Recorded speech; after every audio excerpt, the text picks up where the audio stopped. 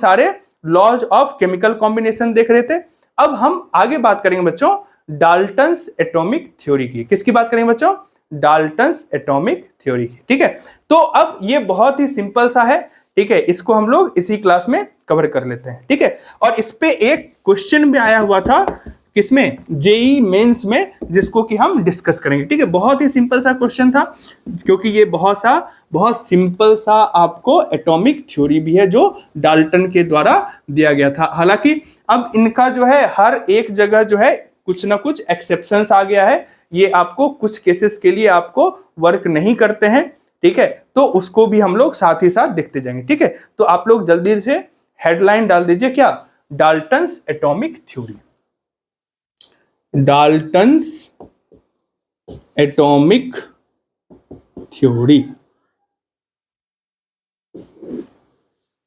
ठीक है बच्चों, तो यहां पे आप लिखिए जो पहला, अब यहां पे सबसे पहले हम लोग डिस्कस कर लेते हैं डाल्टन्स एटॉमिक थ्योरी। ठीक है बच्चों, तो जो पहला थ्योरी था बच्चों वो था कि matters are composed of indivisible particles called atoms. ठीक है, जो मैटर है वो किससे बना हुआ होता है? एटम होता है, जिसको कि डिवाइड नहीं किया जा सकता है। ठीक है, ये हमारा पहला था। अब इसका एक्सेप्शन क्या है बच्चों? कि हमें पता है कि एटम्स को जो है हमारा वो इलेक्ट्रॉन, प्रोटॉन और न्यूट्रॉन का बना हुआ होता है।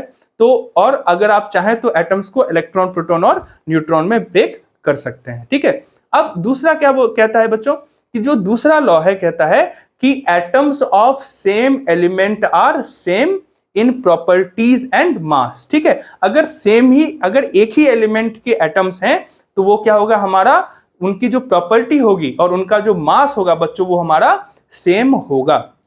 अब ये जो हमारा लॉ है जो इन्होंने थ्योरी दिया था, ये जो सेकेंड थ्योरी दिया था, ये भी आपको क्या हो गया? ये डिस्प्रूव हो गया, क्योंकि हमें पता है कि जो आइसोटोप्स है बच्चों वो उनका मास क्या होता है? अलग अलग होता है। वो एक ही एलिमेंट के एटम है पर उनका मास क्या होता है? अलग अलग होता है। ठीक है, और तीसरा क्या कहता है? कि the atoms combine in fixed ratio two form compounds.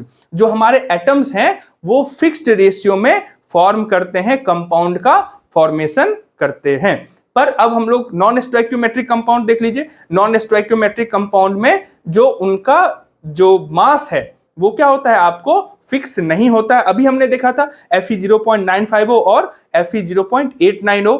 और इसके बाद जो है हमारा बच्चों जो आखिरी लॉ है वो क्या कहता है? जो हमारा आखिरी लॉ है वो ये कहता है कि जो हमारे एटम्स हैं, ठीक है, वो आपको ना तो क्रिएट हो सकते हैं और ना ही डिस्ट्रॉय हो सकते हैं। Atoms can neither be created nor be destroyed, जो कि अब ये भी आपको गलत हो गया। जैसा कि हमने न्यूक्लियर रिएक्शंस में देखा था कि फिजन रिएक्शन में आपको नए एलिमेंट्स का फॉर्मेशन हो रहा है। ठीक है, और वो आपके जो एलिमेंट्स हैं वो आपका डिस्ट्रॉय भी हो जा रहा है। ठीक है, और फ्यूजन रिएक्शन में भी हम देख रहे हैं कि नए एलिमेंट्स का फॉर्मेशन हो रहा है। तो एक तरह से ये जो हमारा ये भी थ्योरी था ये भी क्या हो गया? डिस्प्रूव हो गया। लेकिन उस समय ये जो है बहुत इंपॉर्टेंट जो है आपका थ्योरी था, जिसके आधार पे बहुत सारे जो केमिस्ट्री के जो थ्योरीज हैं, ठीक है, जो आपके ऑब्जर्वेशन है उसको एक्सप्लेन किया गया। ठीक है बच्चों, तो चलिए हम लोग इसको जल्दी से लिख लेते हैं। ठीक है, तो वो हमारा पहला क्या है बच्चों? Dalton's atomic theory. इसमें लिखिए पहला क्या था बच्चों? Matter is made up of indivisible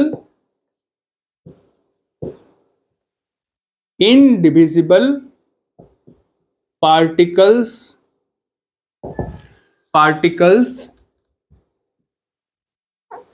indivisible particles called atoms। ठीक है बच्चों, तो इसका हमने एक्सेप्शन देखा क्या, या इसको डिस्प्रूव किया क्या, कि हमारे एटम जो है इलेक्ट्रॉन, प्रोटॉन और न्यूट्रॉन के बने होते हैं। ठीक है, दूसरा क्या है बच्चों? दूसरा हमने क्या बोला था? कि atoms of same element are same in properties and mass. ठीक है, अगर सेम एलिमेंट का एटम है तो उनका जो मास होगा और प्रॉपर्टी होगा वो सेम होगा।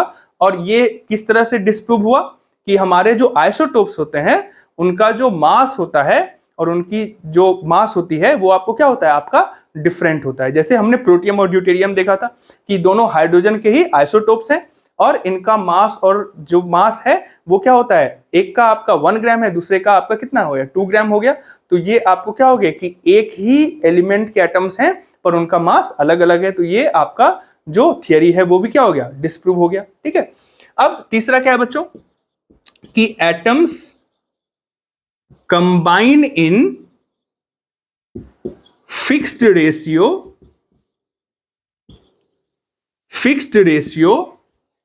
To form compounds. ठीक है, तो इन्होंने क्या बोला था कि एटम जो है फिक्स्ड रेशियो में कंबाइन करके कंपाउंड का फॉर्मेशन करते हैं। तो इसका आपको पता है एक्सेप्शन, या फिर जो डिस्प्रूव करता है वो नॉन स्टोइकियोमेट्रिक कंपाउंड। ठीक है, वो इस थ्योरी को प्रूव आपको डिस्प्रूव कर देता है। ठीक है, और जो हमारा आखिरी है बच्चों वो क्या कहता है कि एटम्स कैन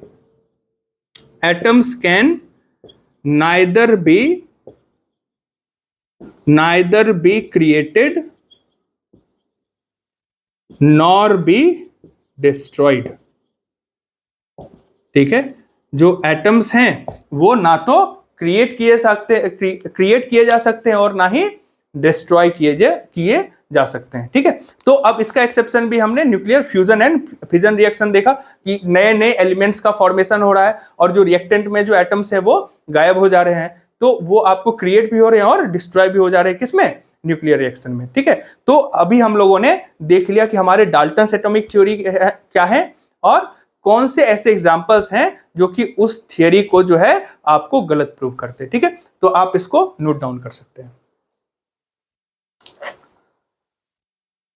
ठीक है बच्चों, अब आखिरी बात। ठीक है, अब आखिरी हम लोग एक क्वेश्चन करने जा रहे हैं डाल्टन्स एटॉमिक थ्योरी पे, जो कि आपका जेई मेंस में आया था। किस में आया था, जेईई मेंस में आया था।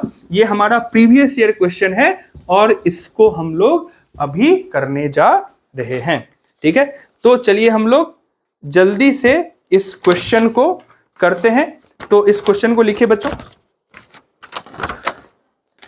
ये आपका आया था जेईई मेन 2020 में। ठीक है, तो लिखिए among the following statements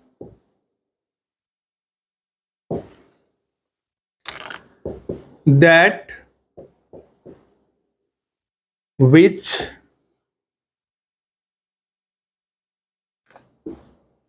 was not proposed by Dalton was। ठीक है, तो ये क्वेश्चन है और ये आपका आया था जेईई मेंस 2020 में। ठीक है बच्चों, तो अब इसमें ऑप्शंस लिखिए।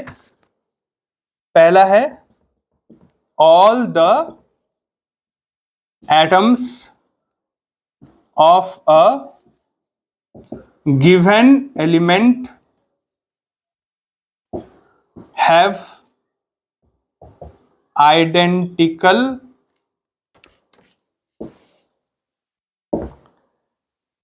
properties including identical mass। atoms of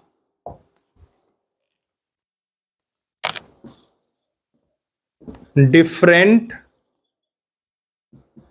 element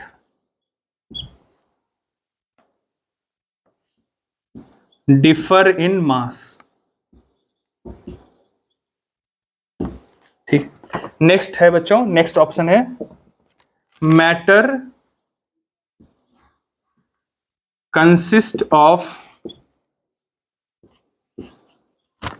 indivisible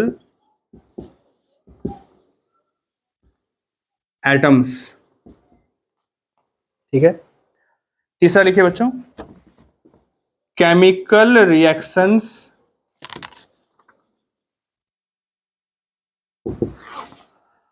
involve reorganisation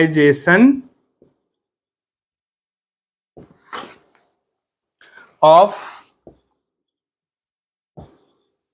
atoms. These are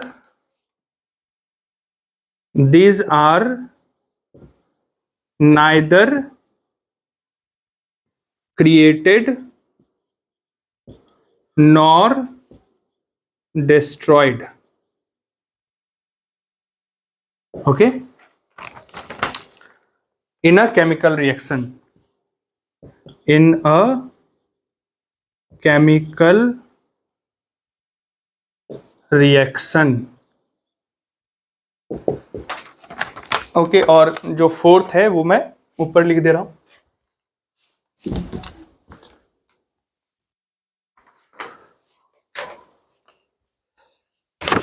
When gases combine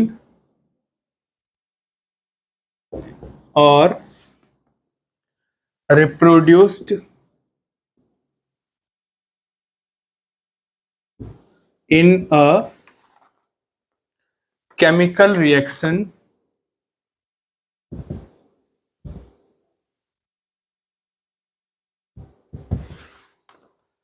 they do so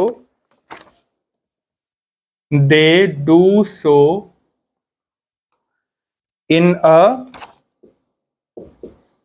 simple ratio by volume, provided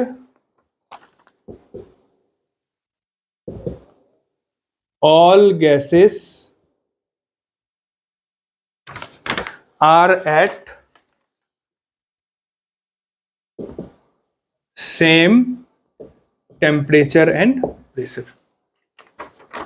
ठीक है, तो आप लोग जो है इस क्वेश्चंस को पढ़िए, इस क्वेश्चन को पढ़िए और आंसर जो है आप कमेंट सेक्शन में लिखिए। ठीक है बच्चों, क्वेश्चन को पढ़िए और आंसर को आप कमेंट सेक्शन में लिखिए। ठीक है, और पॉज करके इसको आप कमेंट आंसर में लिखिए, फिर मैं इसको एक्सप्लेन करता हूं।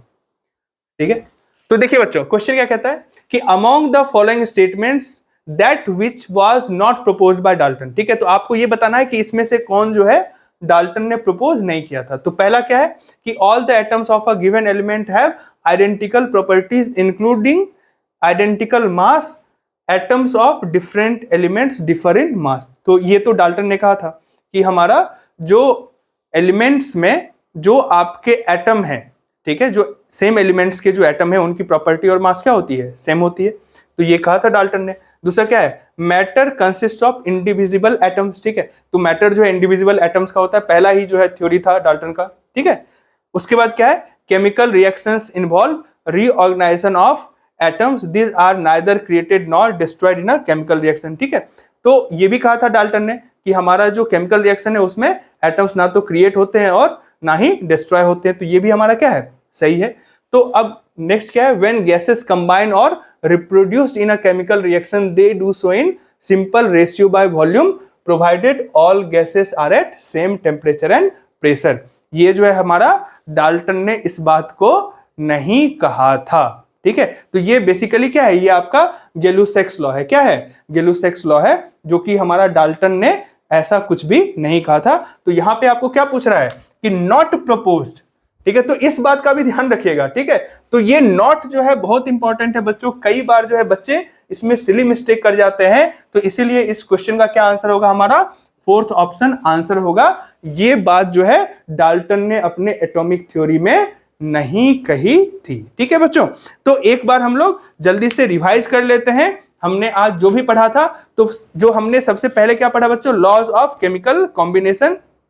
उसमें सबसे पहला क्या था कि जो हमारा law of conservation of mass है कि मैटर आपको जो है ना तो क्रिएट होता है और ना ही डिस्ट्रॉय होता है। कहने का मतलब क्या कि जो sum of mass of reactant है वो sum of mass of product plus mass of unreacted reactant के बराबर होगा। ठीक है, जो दूसरा हमारा था क्या, वो क्या था कि law of definite proportion.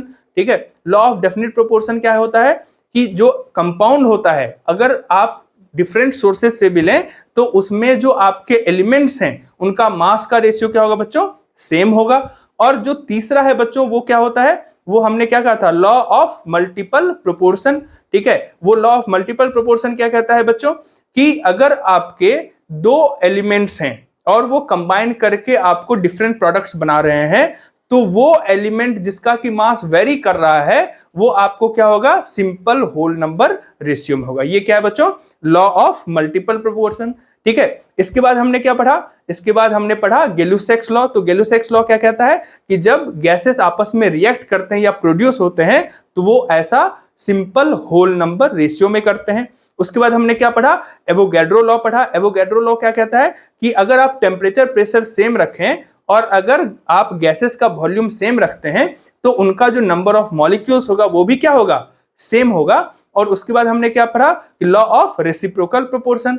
Law of reciprocal proportion में हम क्या देख रहे थे कि जब हमारे जो है दो एलिमेंट, ठीक है, एक फिक्स्ड तीसरे एलिमेंट के साथ रिएक्शन करते हैं तो जो उस रिएक्शन में उनका जो मास का रेशियो होता है वो आपका आइदर सेम होता है या उसका मल्टीपल होता है जब वो एक दूसरे के साथ रिएक्ट करते हैं। और उसके बाद हमने क्या पढ़ा बच्चों, उसके बाद हमने पढ़ा डाल्टन्स एटॉमिक थ्योरी। और डाल्टन्स एटॉमिक थ्योरी में क्या था, सबसे पहला कि जो मैटर है वो इनडिविजिबल पार्टिकल्स का बना होता है जिसको हम क्या बोलते हैं, एटम बोलते हैं। दूसरा क्या था कि जो एक ही एलिमेंट के जो एटम्स हैं, ठीक है, वो आपको क्या होते हैं, प्रॉपर्टीज और मास में सेम होते हैं। तीसरा क्या कहा था कि एटम्स जो है फिक्स रेशियो में कंबाइन करके कंपाउंड का फॉर्मेशन करते हैं। और आखिरी जो हमारा डाल्टन्स एटॉमिक थ्योरी में जो आखिरी थ्योरी है वो ये कहता है बच्चों कि जो एटम है उसको ना तो क्रिएट किया जा सकता है और ना ही डिस्ट्रॉय किया जा सकता है। ठीक है बच्चों, तो मुझे उम्मीद है कि आज के क्लास को आपने एंजॉय किया होगा, आप लोगों को सब समझ में आया होगा। तो अब आप लोग जो है इस क्लास को हम लोग कंक्लूड कर रहे हैं और हम लोग मिलेंगे अगले क्लास में। तब तक के लिए अपना ख्याल रखिए, धन्यवाद।